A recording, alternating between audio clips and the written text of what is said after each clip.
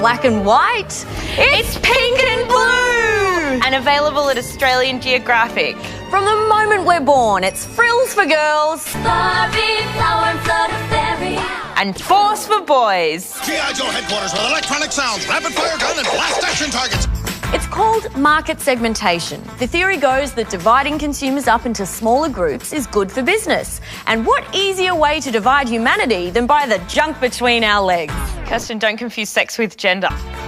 And what easier way to divide humanity than by the totally valid personal self-identification as male or female? It's actually a gender spectrum. And all things in between. But we actually don't want to get into all that. We just want to know who's really paying for gendered marketing. Is it me? It's me, isn't it? You know, it hasn't always been this way. In fact, it used to be the other way round. Pink, being a more decided and stronger colour, is more suitable for the boy. While blue, which is more delicate and dainty, is prettier for the gal.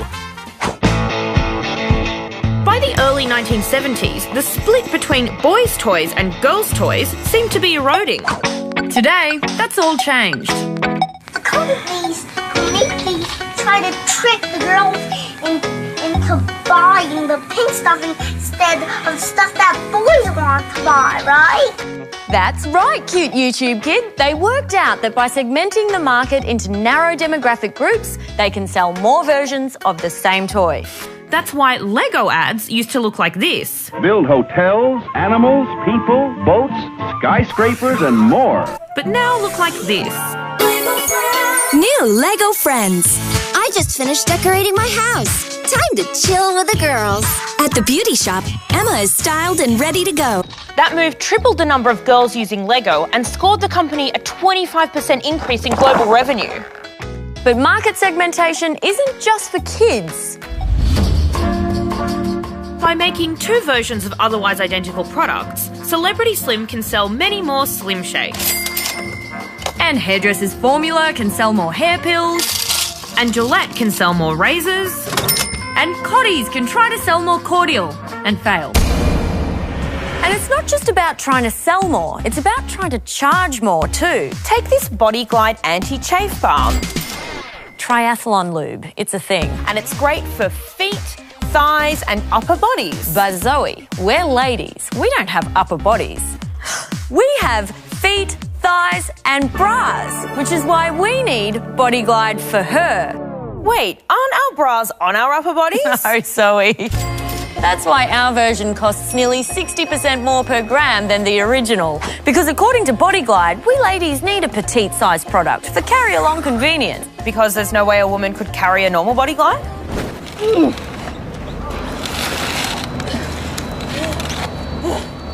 And you don't have to be a lube-using triathlete to feel the rub of gender marketing.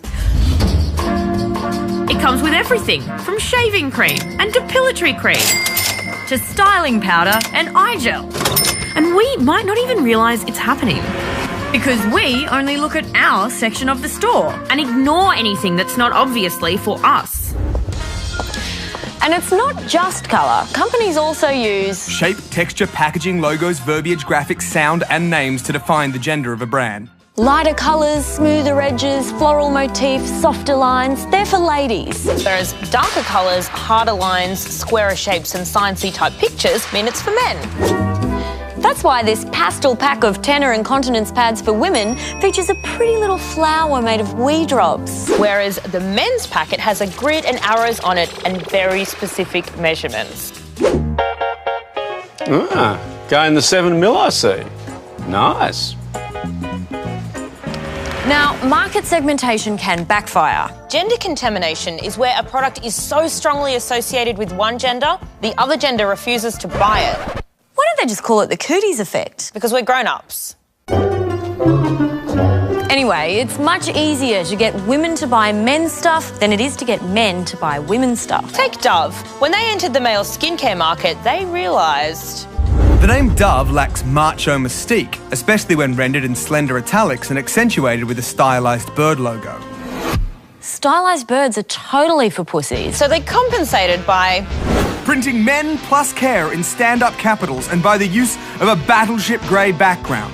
They even squared off the curves of the iconic Dove soap bar to give it a more manly appearance. Surely dudes are too smart to just fall for girly goop and drag. Nope. In 1 year, they gained millions of customers in 30 countries with $150 million in sales just by reminding men that You're a man. A man! And Dove aren't the only ones. For men! For men! For men! For men! For him! Men! You'll also see products with really stupid man names to help encourage men to splash their man cash. Broga! Brogat! Brotox! Guyliner! No! You can't buy candles! You need mandals! In meat and potato, gunpowder, campfire smoke, and stripper's mouth. But don't worry, guys, you're not the only ones being patronised. A couple of years ago, Fujitsu launched a computer for women. The Floral Kiss laptop for users with long fingernails came with scrapbooking and horoscope software, zirconia adornments, and a floral motif. And for women who couldn't use a computer... Does anybody have a pen? Bic brought out pens for her. Thanks! And today we have Bergen bread for women's well-being.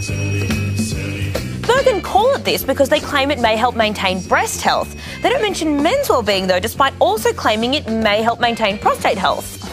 Yeah, but no one wants to think about prostates when they're having a sandwich. Look, can't we just stop all this dividing people? Unilever found a way to bring the genders together and shaft them both. To unileverage us. Their French brand Signal White Now toothpaste started out for the whole family. But then they launched a glittery gold version for women and followed up with a mannish version for men because, they said, it will contribute to driving the market up. And it did, although slightly more for women. So that's all kind of depressing. But it's hard to be sad in this playpen. Don't worry if you don't live in a playpen though, there are some other things you can do. Ask yourself, am I buying this just because it says it's for my gender? It might be worth checking out the other half of the range. If you are willing to put up with grey packaging and straight lines... And don't need your shampoo bottle to reassure you that... You're a man. A man! You could save a fortune.